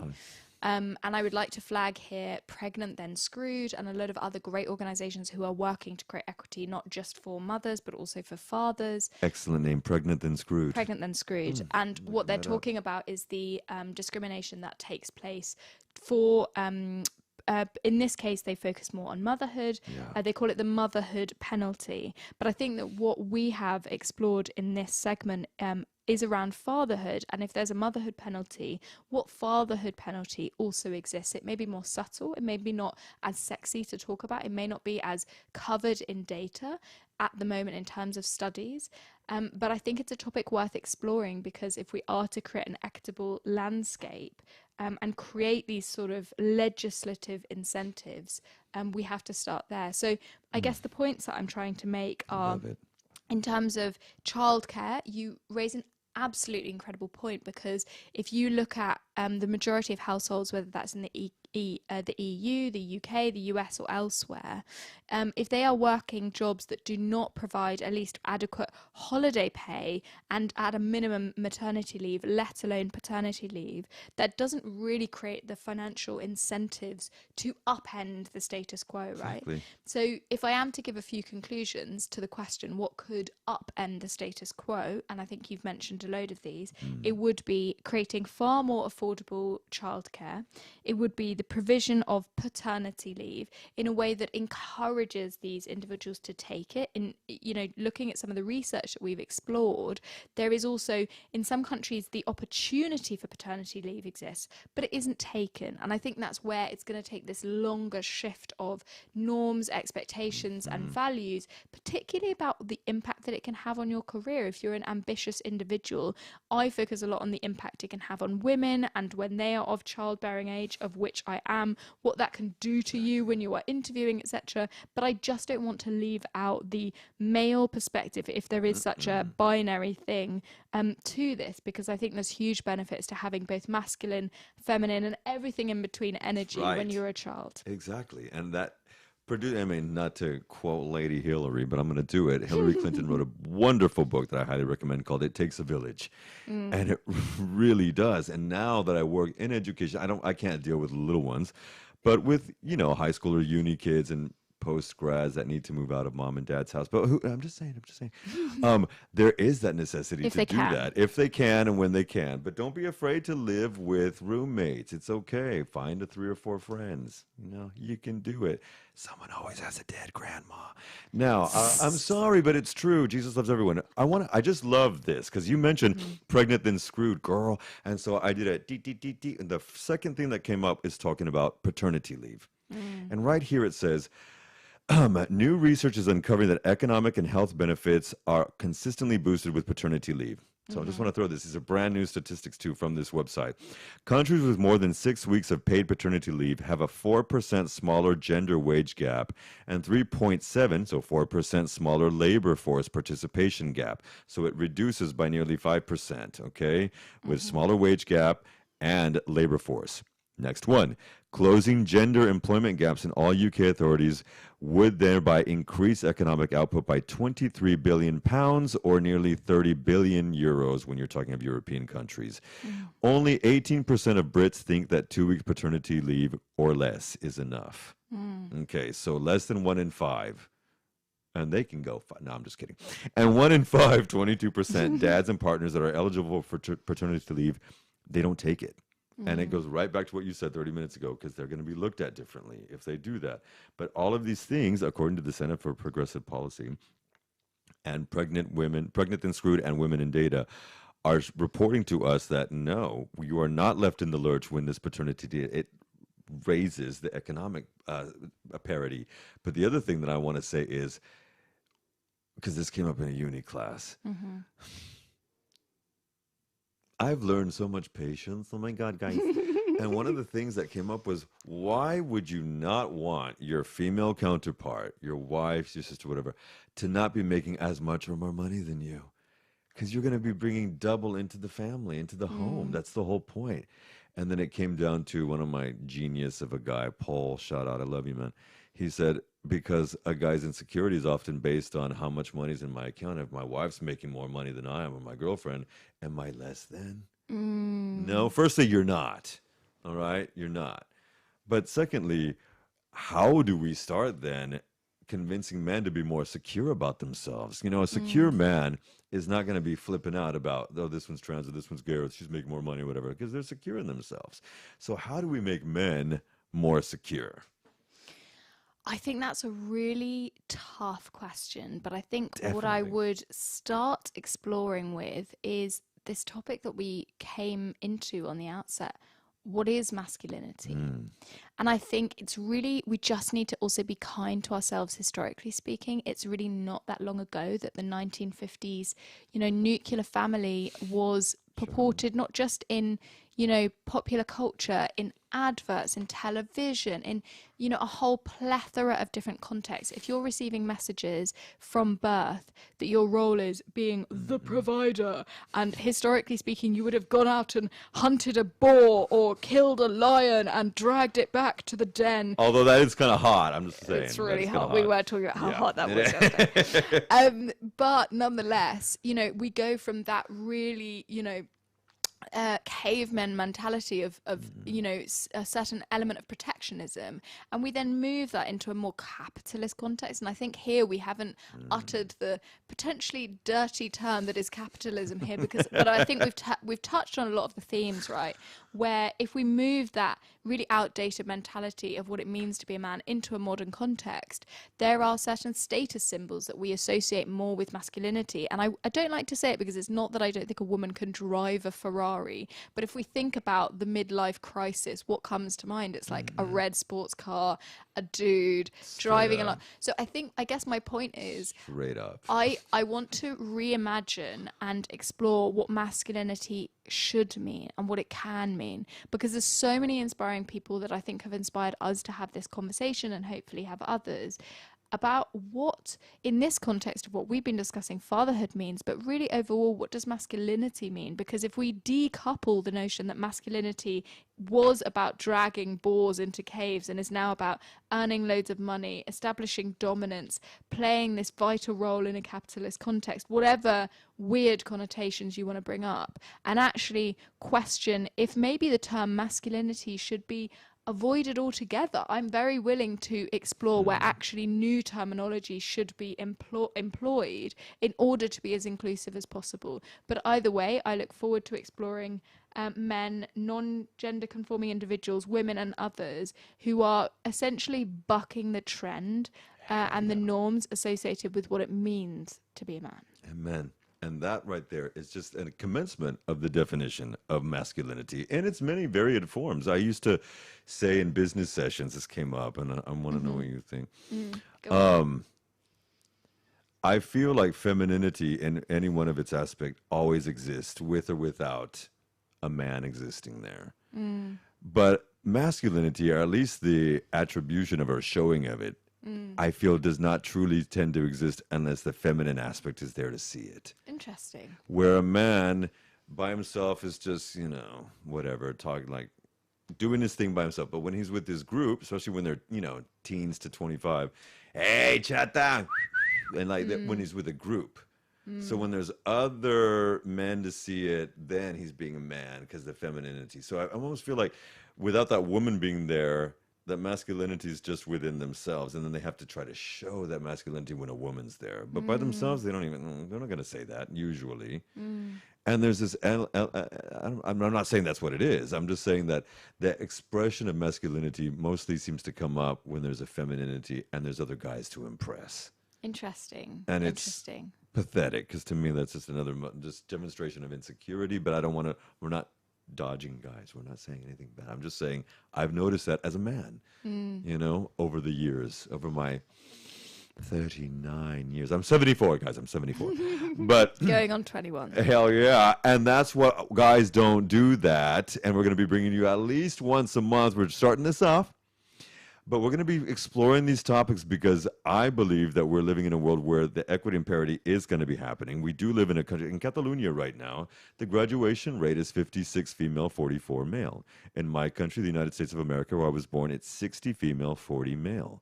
It's a 20% disparity there in education for graduates of high school and university. And the same here. It's pretty typical in the West, actually, now, more female graduates. So does that mean that the future is more predominant female than we've seen in the past? I believe so. And I believe it's very important that guys can do that and learn that it's all good. It's all good. We're here to share that. And that's one of the beauties anyway. Is there anything else that we should kind of put a finger on before we start to make like trees and leaf? That's a terrible pun. Oh my God. I I think the thing that we have to, you know, for example, the term "the future is female," I understand the sentiment behind it, and I'm willing to celebrate. Again, I come back to a corporate context because that's where I exist, that's where I operate, that's where I work. I'm really willing to accept where that sentiment is applied with good faith in an aim to suggest that right now, if we have majority male boards or majority male executive leadership teams, that might look very different in the future. They may be majoritively female or women-led. I think women-led is the more inclusive term.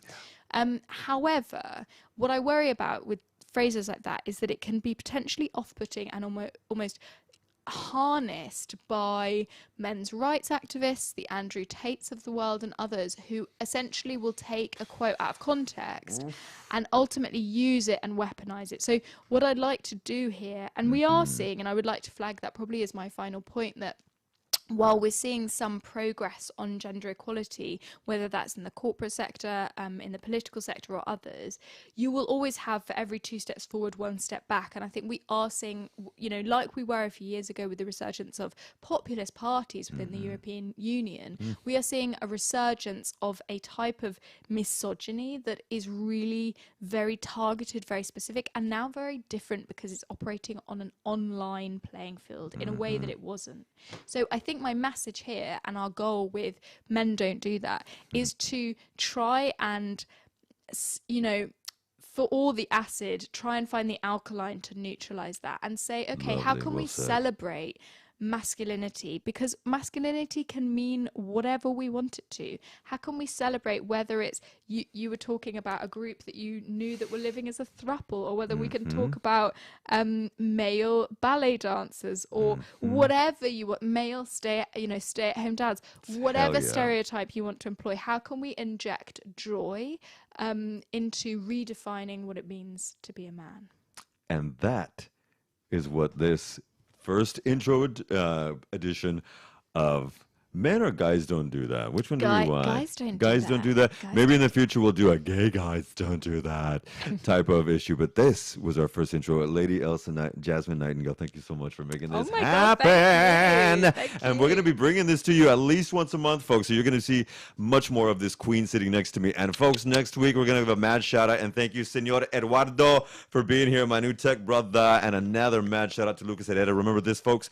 You can catch him this weekend in San Cugat, and then again in Sabadell next Wednesday at the Velvet Room BCN with our boy Yo Day, shout out, and then again on the Friday the 13th at Ocaña and Plaza Real here in the beautiful city of Barcelona. Folks, the Royal Expat Society and I will be joining you next week, and we have a whole 2 hours of extravaganza here. We'll be seeing you all the week on Al Gore's interwebs as well as throwing a little bit of the videos and what we've talked about with Lady Elsa Jasmine Nightingale. Well, I'm getting my tongue twisted as well. Folks, remember, keep it real, keep it distance, keep it love, and remember, you are loved. We're going to always wind up our last song of the show with someone from Barcelona. And so I'm going to give a mad shout out to my queen, and I love you, Lady Tori Sparks. This is actually one of our older singers from back in the day singles. This is Tall Towers. Folks, we'll see you in 6 days and 22 hours. Keep it real. Bye-bye. Bye.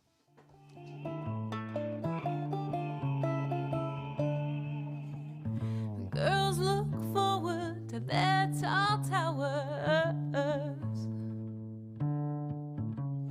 only to be shut up like hot house flowers. Prince came without a crown and with expectations. Try and learn to love the man, don't know if you can, and he won't even take you on a week's vacation.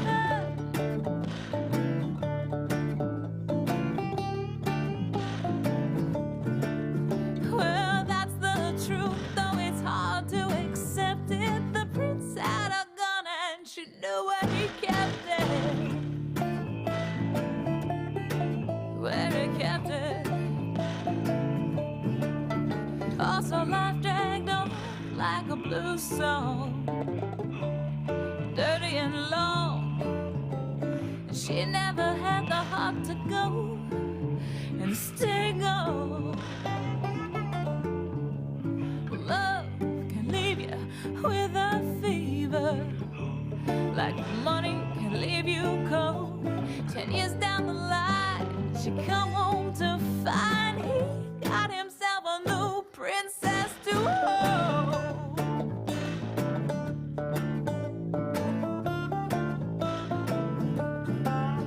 Well, that's the truth, though it's hard to accept it. The prince had a gun and she knew where he kept it. Where he kept it.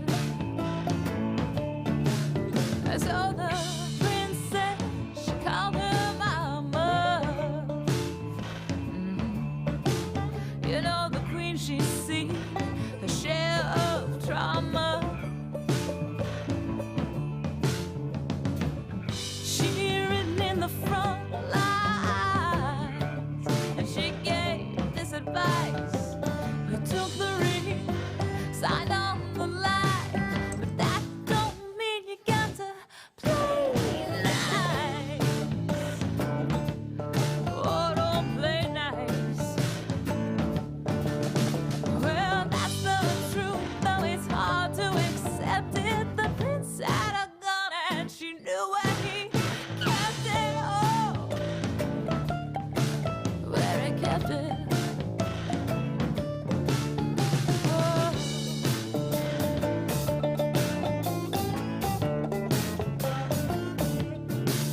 I said the girls look forward to their tall towers, yeah. You see them pacing the floor, they're counting the hours. Now she's finishing her last meal. Flashes a smile, Spanish walk down the aisle. The earth and she's felt in years.